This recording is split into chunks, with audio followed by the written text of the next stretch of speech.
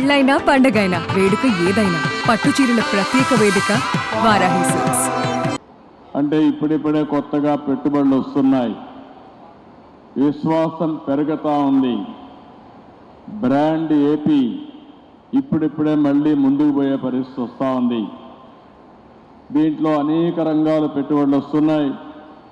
ఆ రంగాలు మీరు చూస్తే ఎప్పుడు కూడా నూతనమైన రంగాలను అందిపుచ్చుకోవడంలో ఒక పక్కన ఎన్డీఏ కానీ తెలుగుదేశం పార్టీ కానీ ఎప్పుడూ ముందుంటాం. ఈరోజు మీరు చూస్తున్నారు, 95లో హైదరాబాద్లో ఏమీ లేని సమయంలో అంచెలంచెలుగా అభివృద్ధి చేసి ఈరోజు ఇండియాలోనే నెంబర్ 1 సిటీగా, మోస్ట్ లివబుల్ సిటీగా తయారు చేశామంటే ఆ రోజు చేసిన ఫౌండేషనే. అక్కడ కూడా ఆ రోజు నిర్మాణ రంగమే లేదు. అలాంటి నిర్మాణ రంగాన్ని ముందుకు తీసుకుపోయాం, స్టెప్ బై స్టెప్ అభివృద్ధి చేశాం, ముందుకు వచ్చాం. ఈరోజు మీరు చూస్తే ఒక విషయం మనం గుర్తుపెట్టుకోవాలి, ఒక ఎకో సిస్టమ్ క్రియేట్ కావాల్సిన అవసరం ఉంది. ఒక పక్క ఇండస్ట్రీస్ రావాలి, ఒక పక్క వ్యవసాయం అభివృద్ధి కావాలి, పర్యాటక రంగం కూడా ఊపందుకోవాలి. ఇంకొక పక్కన ఇవన్నీ ఎంత పెద్ద ఎత్తున పెరిగితే అంత పెద్ద ఎత్తున రియల్ ఎస్టేట్ కానీ నిర్మాణ రంగం కానీ ముందుకు పోయే పరిస్థితి వస్తుంది. ఒక నిర్మాణ రంగంలో మేము అనేకసార్లు చెప్పాం, 30-40 లక్షల కుటుంబాలు నిర్మాణ రంగం పైన ఆధారపడుతున్నారు.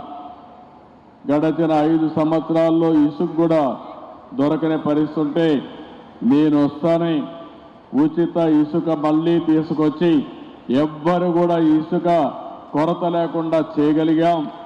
ఎక్కడైనా సరే నేను ఒకటే మిమ్మల్ని కోరుతున్నా, మీకు ఎవ్వరికి ఇసుక దొరకకపోతే నిర్మాణ రంగంలో మీరు దబాయించి తీసుకునే హక్కు ఈ ప్రభుత్వం మీకు ఇచ్చిందని చెప్పి కూడా నేను మీకు తెలియజేస్తున్నా. ఈరోజు ఇక్కడ చూసినప్పుడు ఈ సంస్థ కూడా 1995లో ఏర్పాటైంది. ఆ సంవత్సరం నేను హైదరాబాద్లో మొట్టమొదటిసారిగా ముఖ్యమంత్రిగా నిర్మాణ రంగాన్ని కూడా ప్రారంభించాం, డెవలప్మెంట్ స్టార్ట్ చేశాం. అక్కడి నుంచి అంచెలంచెలుగా పెరిగింది. ఈరోజు ఇంకొక పక్కన మనం చూస్తే రియల్ ఎస్టేట్ రంగం 7.3% ఈరోజు జీడిపిలో ఉంది. ఇది 2047కి 20% పెరుగుతుందని, $5.8 ట్రిలియన్ ఆర్జిస్తుందని చెప్పి కూడా ఒక ఎస్టిమేట్ తయారు చేశారు. ఒక విషయం మనం గుర్తుపెట్టుకుంటే, అన్ని రంగాలు అభివృద్ధి చేస్తే అల్టిమేట్గా ప్రజల జీవన ప్రమాణాలు పెరగాలంటే నిరంతరం నిర్మాణ రంగం అభివృద్ధి అవుతూనే ఉంటుంది. ఒక ఇల్లు కడతాం, డబ్బులు వస్తాయి, మళ్ళా కొట్టేసి ఇంకొక ఇల్లు కట్టే పరిస్థితికి వస్తారు.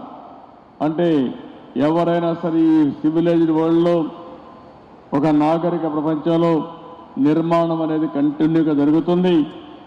ఏ సొసైటీ అయితే బాగా అభివృద్ధి అవుతుందో అక్కడ ఈ డెవలప్మెంట్ అనేది అనునిత్యం కూడా ముందుకు పోయే పరిస్థితి వస్తుంది.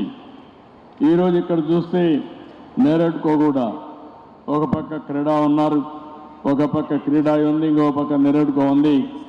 మీరిద్దరు కూడా బ్రహ్మాండంగా పనిచేస్తున్నారు.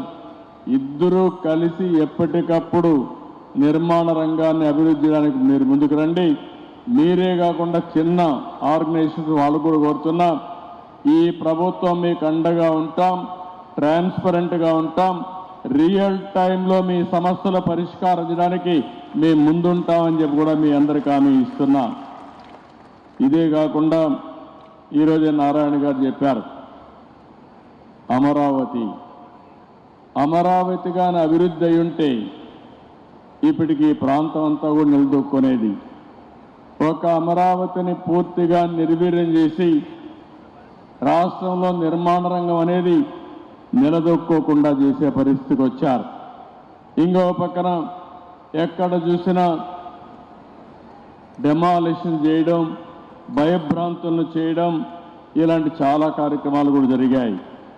5 సంవత్సరాలు నేను చూశాను, అన్ని రంగాల కంటే నిర్మాణ రంగం పూర్తిగా దెబ్బతినే పరిస్థితికి వచ్చింది. ఈరోజు మళ్ళీ మీరు చూసినప్పుడు ఈ 7 నెలలే మేము వచ్చిన తర్వాత 7 నెలలు అయింది. బిల్డ్ ఏపీ అనే నినాదంతో ఈరోజు మనం అందరం ముందుకు పోతున్నాం. సుమన్ టీవీలో మీ పర్సనల్ అండ్ బిజినెస్ ప్రమోషన్స్ కోసం కింది నెంబర్కి కాంటాక్ట్ చేయండి.